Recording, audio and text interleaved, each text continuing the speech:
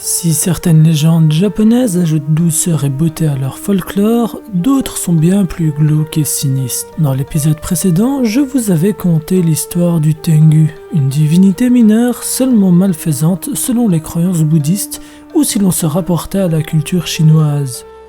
Et ce fut passionnant pour moi d'en apprendre plus sur l'histoire du Japon. Les yokai sont au Japon ce que l'Olympe est à la Grèce. Aujourd'hui, j'ai décidé de vous parler du kappa, un yokai pour le moins particulier, décrié comme divinité par peur du peuple. Si on peut voir souvent des kappas bien mignons ou bien gentils, la réalité est opposée à ces fictions. Le kappa est la définition du monstre horrible et répugnant.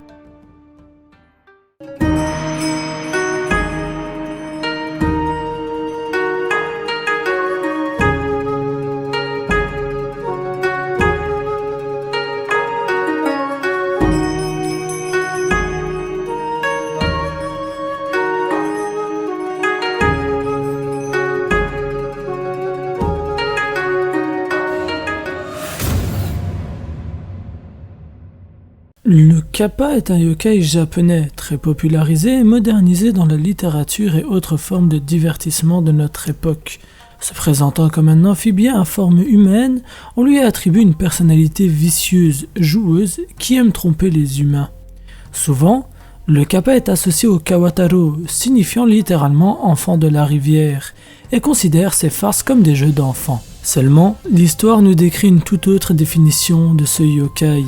En remontant dans le temps et en s'intéressant au premier mythe du kappa, il est possible de remarquer qu'il est bien plus qu'un petit enfant jouant des tours. En effet, le kappa est un monstre au sens propre et littéral. Le kappa était redouté, il s'agissait d'un démon apportant malheur et tourment aux Japonais. Il existe plusieurs types de kappa, des plus gentils à des yokai associés à ce dernier ou encore des plus dangereux.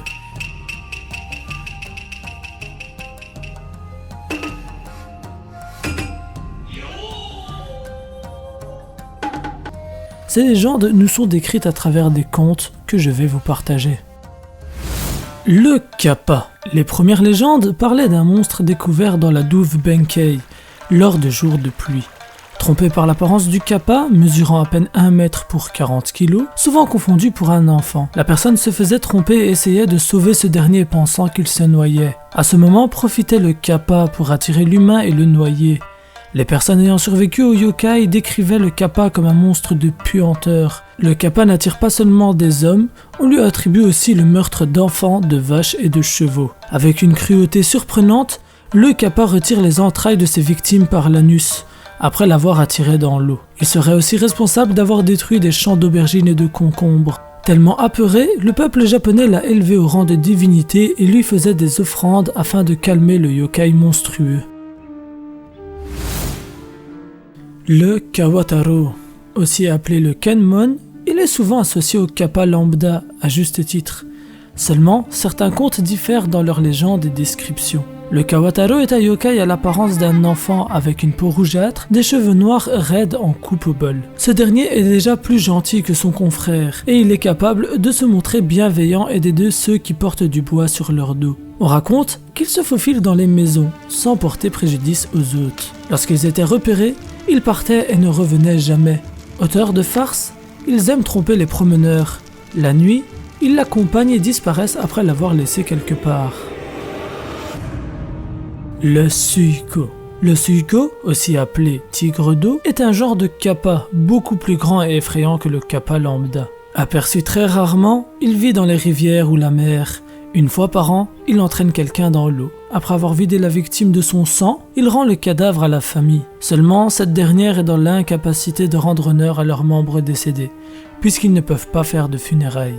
En effet, afin de venger la victime et tuer le suiko, ils doivent laisser la dépouille se décomposer à l'intérieur d'une cabane bâtie en plein milieu d'un champ. Le suiko, qui a bu son sang, se retrouve également à pourrir, selon les croyances populaires.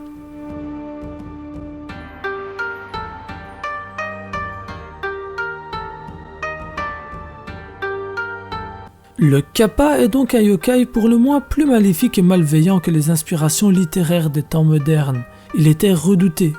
Le Shibaten, quant à lui, est un yokai confondu avec le kappa et sera traité dans le futur de la série. L'épisode est maintenant terminé et j'espère qu'il vous aura plu. Si c'est le cas, N'hésitez pas à laisser un pouce bleu, laissez votre avis en commentaire et partagez la vidéo. Dans le prochain épisode, nous traiterons d'un yokai tout aussi populaire, le Tanuki.